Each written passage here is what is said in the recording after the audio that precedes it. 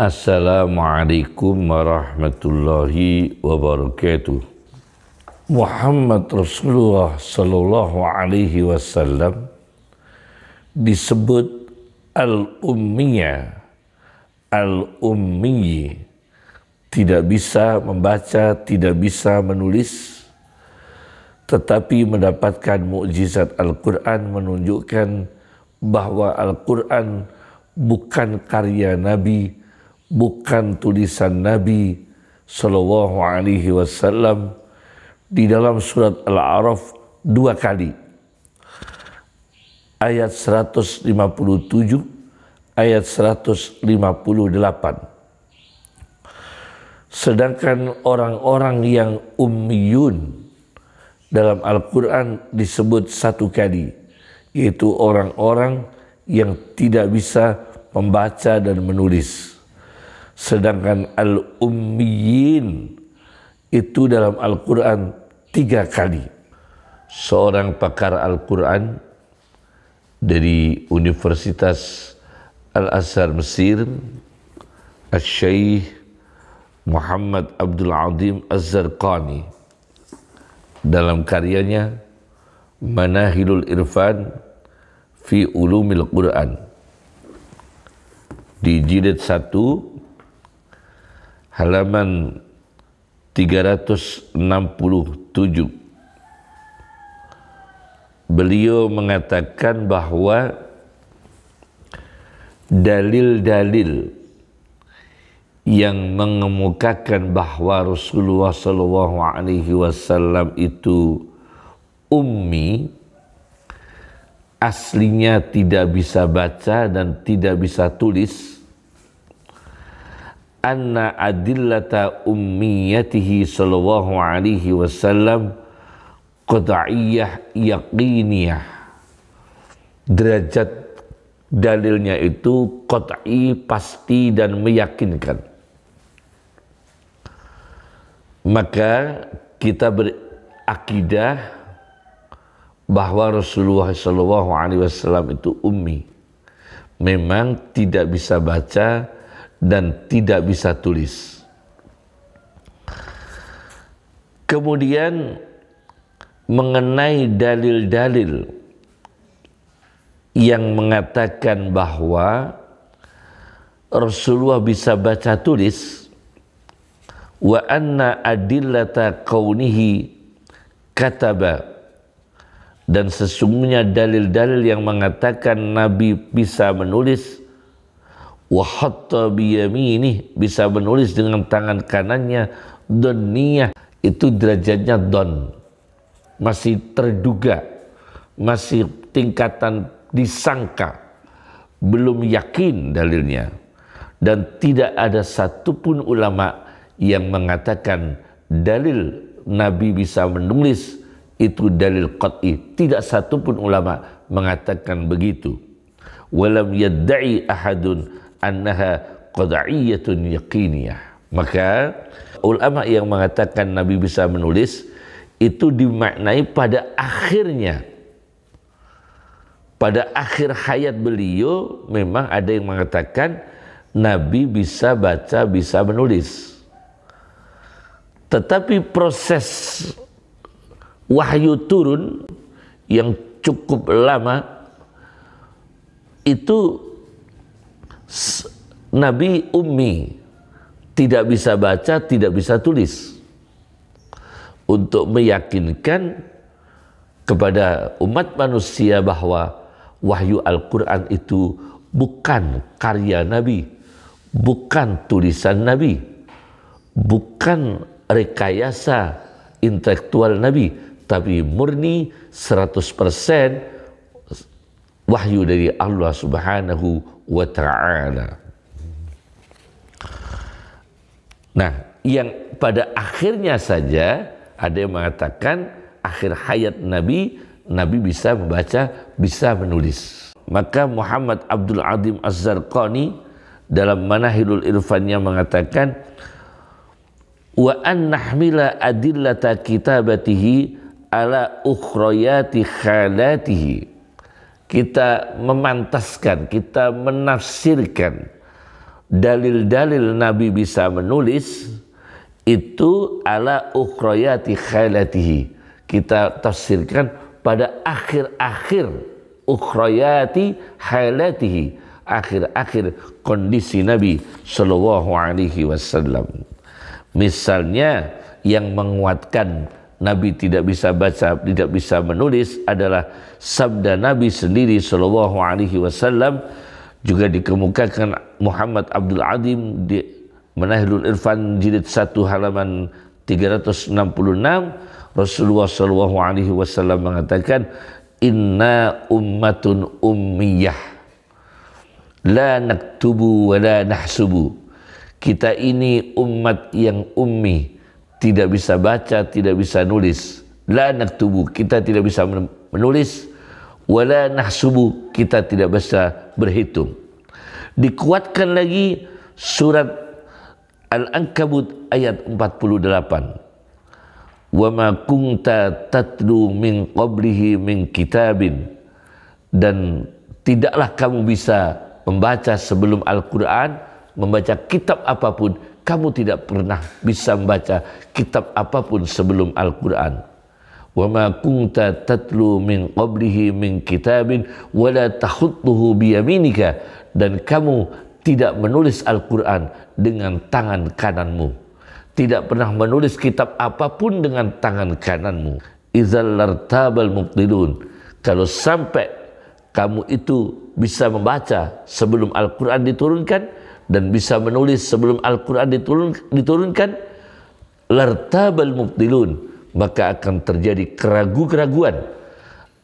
Orang-orang yang batil akan meragukan validitas kesahihan Al-Quran sebagai wahyu semata dari Allah Subhanahu wa ta'ala. Pada akhir-akhir Nabi bisa membaca itu memang disebutkan di halaman 365 di Manahilul Irfan fi Ulumil Quran jilid 1, mengambil dari riwayat Ibnu Abi Syaibah dan lainnya, dikatakan di sini ma mata Rasulullah sallallahu alaihi wasallam hatta kataba wa qara'a. Tidaklah Nabi meninggal, yakni sebelum meninggal, hatta qara'a, ma mata sallallahu alaihi wasallam, tidaklah Nabi sallallahu alaihi wasallam wafat, yakni sebelum wafat, hatta kataba, sehingga bisa menulis, wa qara'a, dan bisa membaca. Itu masalah satu. Masalah yang kedua mengenai orang yang mempermasalahkan hadis ketika Nabi didatangi oleh malaikat Jibril di Gua Hira. Nabi diperintah oleh Jibril, bacalah, bacalah, bacalah. Iqra. Nabi menjawab, saya tidak bisa membaca. Iqra lagi, saya tidak bisa membaca. Sampai 3 kali mempermasalahkan bahwa Aisyah tidak hadir sendiri. Nah, ini sebagai argumen yang sangat tidak logis dalam tradisi hadis. Karena Aisyah itu menginformasikan dengan kualitas Aisyah itu sendiri sebagai rawi yang terpercaya, yang disaksikan oleh ulama dunia sebagai wanita yang valid, tidak pendusta. Bisa dibaca dalam berbagai karya ilmiah. Yang terbaru sekarang adalah karya Dr. Muhammad Akram An-Nadwi tentang wanita-wanita ahli hadis dunia, diantaranya Aisyah radhiyallahu anha. Itu terdiri dari 43 jilid. Kami punya di sini kitab itu. Nah, kemudian sebelum menguraikan ke Aisyah, Al-Imam Bukhari itu mengemukakan beberapa rawi yang kualitasnya sangat hebat, yang sangat diakui kejujurannya. Ada Imam Bukhari dari gurunya Yahya bin Bukair, Yahya bin Bukair dari gurunya Lais dari gurunya Uqail dari gurunya Ibnu Syihab dari gurunya Urwah bin Zubair Urwah bin Zubair dari Aisyah baru menceritakan tentang Rasulullah SAW didatangi oleh malaikat Jibril di Gua Hira, dan malaikat Jibril mengatakan, "Iqra, bacalah." Nabi mengatakan, "Aku tidak bisa membaca." Ini 3 kali. Bagaimana? Fathul Bari menjawab, Ibnu Hajar Al-Asqalani dalam karyanya Fathul Bari Syarah Sahih Bukhari jilid 1 halaman 28, 29, 31, hadis nomor 3, beliau mengatakan, bacalah. Kata orang yang tidak percaya, orang nggak bisa baca masa disuruh baca. Nah, ini orang yang sangat pendek pola pikirnya. Nah, ini orang yang sangat pendek cara berpikirnya dan sangat sempit cara menguraikan suatu kasus. Masa Jibril memerintahkan Nabi membaca sedangkan Nabi tidak bisa membaca? Pasti Nabi bisa membaca. Maka Jibril mengatakan, bacalah. Ini Anda tidak merenungi tentang jawaban Nabi sendiri. Nabi mengatakan, saya tidak bisa membaca. Kenapa Anda mengatakan Nabi bisa membaca? Nabinya sendiri mengatakan saya tidak bisa membaca. Tapi kenapa Anda memperkirakan Nabi bisa membaca? Nah, ini tidak logis, ya. Ibnu Hajar Al-Asqalani mengemukakan, menjawab pertanyaan itu. Kita jawab dengan Ibnu Hajar Al-Asqalani mengatakan, sama dengan Iqra bismi rabbika. Nabi diperintah Allah, bacalah dengan nama Tuhanmu. Di sisi lain Allah menciptakan Nabi tidak bisa baca, tidak bisa menulis. Nah, skenario Allah, meskipun Nabi tidak bisa baca dan tulis, tapi Allah memerintahkan Iqra bismi rabbika. Yakni apa? La taqra'hu biquwwatika. Janganlah kau baca Al-Quran mengandalkan kekuatanmu. Kamu tidak punya kekuatan. Wala bima'rifatika. Dan jangan mengandalkan pengetahuanmu. Kamu tidak punya pengetahuan tulis menulis, baca membaca.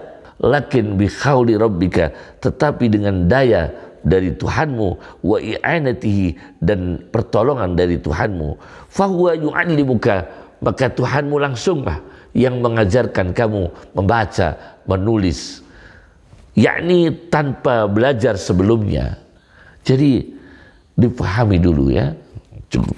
Masalah yang ketiga, hujjah yang menguatkan Nabi memang tidak bisa membaca dan tidak bisa menulis. Nah, ini dikuatkan oleh pemikiran Fakhruddin Ar-Razi dalam tafsirnya Mafatihul Ghaib Ar-Razi jilid 5 halaman 25, jilid 5 halaman 25. Di antaranya Rasulullah SAW bisa membaca Al-Quran dengan susunan yang tidak bisa ditandingi oleh seluruh sastrawan dunia, baik dari manusia dan jin. Min ghairi tabdili al-fadih. Nabi tidak bisa merubah kosakata Al-Quran. Wala taghyiri kalimatih. Tidak bisa merubah kalimat-kalimat Al-Quran. Sedangkan orator, seorang penceramah, wal khatib minal Arab, idar tujila, bacanya idar turjila karena sebutannya itu murtajal. Seorang penceramah dari orang Arab sudah level murtajal. Murtajal itu adalah improvisasi. Improvisasi ialah seni tanpa persiapan terlebih dulu. Dalam puisi atau syair atau musik dia bisa membaca Dia bisa menyampaikan tanpa persiapan. Itu improvisasi. Spontanitas. Itu murtajal. Nah, orang Arab yang kekuatan bahasanya sudah mencapai improvisasi, summa a'adaha, kemudian mengulangi lagi dari pidatonya, fa innahu la budda wa ayyazida fiha wa ayyanqusu anha bil qalil wal kasir. Maka tidak bisa ditinggalkan, dia pasti terjadi menambahi, mengurangi sedikit atau banyak ketika mengulangi pidatonya. Karena bukan mukjizat. Orang Arab, sastrawan, dia pidato spontanitas, improvisasi, tanpa direncana. Nah, panjang lebar. Nah, dia mengulangi pidatonya lagi, ada yang kurang, ada yang tambah, sedikit atau banyak. Nah, karena Nabi SAW tidak bisa menulis, tidak bisa membaca, maka Nabi yatlu kitab Allah. Nabi membaca kitabnya Allah min ghairi ziyadah, tidak bisa menambah, wala nuqsan, tidak bisa mengurangi, wala taghyir, tidak bisa merubah. Ini menguatkan mukjizat Al-Quran dan mukjizat Nabi SAW. Inilah pendapatnya Fakhruddin Ar-Razi. Masalah keempat, contoh empiris orang yang diperkirakan ummi, tidak bisa baca tulis, tapi mempunyai kekuatan khariqul adat, luar biasa, tapi tidak seperti Nabi, tidak seperti Rasulullah SAW. Artinya orang di bawah Nabi jauh, tapi diciptakan oleh Allah tidak bisa baca tulis, tetapi beliau dianugerahi oleh Allah ilmu pengetahuan. Ada satu kasus. Masalah keempat, saya baca dalam karya Profesor Dr. Baharuddin Lopa, SH, Al-Quran Hak Asasi Manusia,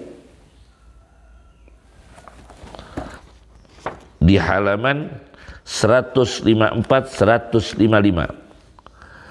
Beliau mengemukakan ada satu keluarga di Mesir yang memiliki satu anak cacat, dilahirkan dalam keadaan buta. Nah ini, dia lahir keadaan buta, jadi lahir keadaan buta. Sekolah tidak ada yang menerima, karena tidak ada fasilitas untuk tempat pendidikan orang-orang yang cacat buta. Mungkin belum ada buku-buku braille. Nah, sekolah-sekolah di Mesir pada umumnya menolak. Tapi atas petunjuk Allah, kedua orang tua dari anak ini membawa anaknya yang cacat buta sejak lahir, dibawa ke rektor Universitas Al-Azhar Kairo. Sungguh mengembirakan, karena rektor Universitas Al-Azhar menerima dengan baik. Maka anak ini berada di rumahnya rektor Universitas Al-Azhar. Selama di rumahnya, anak ini ditugaskan melayani mahasiswa-mahasiswa, berkhidmah untuk para mahasiswa yang sedang diuji dan sarjana-sarjana yang akan menempuh ujian doktor, sowan ke rektor Universitas Al-Azhar. Nah, dia ikut melayani, ikut mendengarkan dialog-dialognya. Berpuluh-puluh tahun dia bekerja di rumahnya rektor Universitas Al-Azhar dan dibimbing langsung oleh rektor Al-Azhar. Maka luar biasa, anak ini akhirnya menempuh ujian doktor di Universitas Al-Azhar. Semua ujian dicapai dengan hasil yang memuaskan. Dan pada akhirnya, pada saat Presiden Najib, anak ini yang buta sejak lahir diangkat menjadi Menteri Perguruan Tinggi dalam kabinet Najib. Nah ini jelas. Berarti ada kan? Kenapa Anda mempersoalkan kalau Rasulullah itu dengan keadaan tidak bisa baca tulis, tapi Allah menganugerahkan Al-Quran yang tidak bisa ditandingi. Kenapa Anda mempersoalkan? Itu suatu mukjizat. Seperti ini suatu karamah. Anak tunanetra sejak lahir, tapi diberi karamah oleh Allah melalui wasilah Rektor Universitas Al-Azhar sampai mengantarkan anak ini menjadi Menteri Perguruan Tinggi dalam Kabinet Presiden Najib. Ini diceritakan oleh Profesor Dr. Baharudin Lopa. Kemudian ada kitab khusus tentang kumpulan tokoh-tokoh yang tidak bisa baca, tidak bisa tulis. Namanya Al-Ulama'ul Ummiyun. Para ilmuwan-ilmuwan yang tidak bisa baca, tidak bisa tulis. Karya Atiyah Abul Fadl. Ini masalah kelima. Saya baca di sini terdiri dari Al-Qudat, para hakim-hakim yang buta huruf. Kemudian Al-Udaba, sastrawan yang buta huruf, tidak bisa baca tulis. Az-Zuhad, orang-orang zahid, sufi yang tidak bisa baca tulis. Al-Muhaddisun, pakar-pakar ahli hadis yang buta huruf, tidak bisa baca tulis. As-Siyasiyun, para politikus. Al-Fuqaha, para ahli fikih. Nah, dikumpulkan tokoh-tokohnya dalam sebuah kitab Al-Ulama'ul Ummiyun, data-data ulama yang tidak bisa baca, tidak bisa menulis, karya Atiyah. Di antaranya adalah Ad-Dabbas, guru daripada Syekh Abdul Qadir Al-Jailani. Kemudian Ali Al-Khawas. Ali Al-Khawas, guru daripada Syekh Abdul Wahab Asy-Sya'rani. Ini kalau Ad-Dabbas di halaman 137. Kemudian Al-Khawas di halaman 110. Kemudian yang terakhir ada ulama lagi yang pada abad modern, yaitu Syekh Abdul Hamid Kishk. Ini ulama tunanetra. Beliau ini yang direkam pidatonya lebih dari 2000 pidato selama pidato 40 tahun. Tidak ada satu kesalahan dalam bahasa Arabnya. Duna ayyukhti'a marratan wahidah fil lughatil arabiyyah. Ini penceramah, lahir 1933, wafat 1996 Masehi. Menjadi asisten dosen di Universitas Al-Azhar tahun 1957. Kemudian beliau mengarang sebuah tafsir, Fi Rihabit Tafsir. Ini tafsir yang besar. Ini yang ngarang tidak bisa baca, tidak bisa tulis. Kenapa Anda mempersoalkan? Ini bukti. Dan dunia mengakui Syekh Abdul Hamid Kishk itu pakar dunia, ulama yang level dunia, bukan lokal. Bukan lokal, bukan ulama tingkat kabupaten, tapi ulama tingkat dunia. Disaksikan oleh pakar-pakar dunia, beliau ini tidak bisa baca, tidak bisa nulis. Tetapi beliau dianugerahkan Allah mengarang tafsir Al-Quran berjudul Fi Rihabit Tafsir, sebanyak 10 jilid besar, 10 jilid besar. Ini bisa baca dalam sejarahnya Al-Ulama'ul Ummiyun di halaman 300. Dan akhirnya beliau wafat keadaan sujud pada hari Jumat 26 Rajab 1417 Hijriah, bertepatan 6 Desember 1996 Masehi. Karena beliau sebelumnya selalu berdoa kepada Allah ingin wafat dalam keadaan sujud. Ini masalah yang kelima. Masalah yang kelima adalah data-data empiris tokoh-tokoh yang tidak bisa baca tulis tapi dianugerahkan ilmu pengetahuan yang luar biasa. Ini suatu bukti, apalagi Nabi SAW yang memiliki mukjizat tidak bisa baca tulis, maka dianugerahkan Allah Al-Quran yang luar biasa, tidak bisa ditandingi. Kenapa saudara mempersoalkan? Dunia para pakar tidak mempersoalkan. Data-data empiris, data-data ilmiah, semua menguatkan Nabi tidak bisa baca tulis, tapi dianugerahkan Allah Al-Quran sebagai tanda, itu bukti murni wahyu Allah Subhanahu wa Ta'ala. Assalamualaikum warahmatullahi wabarakatuh.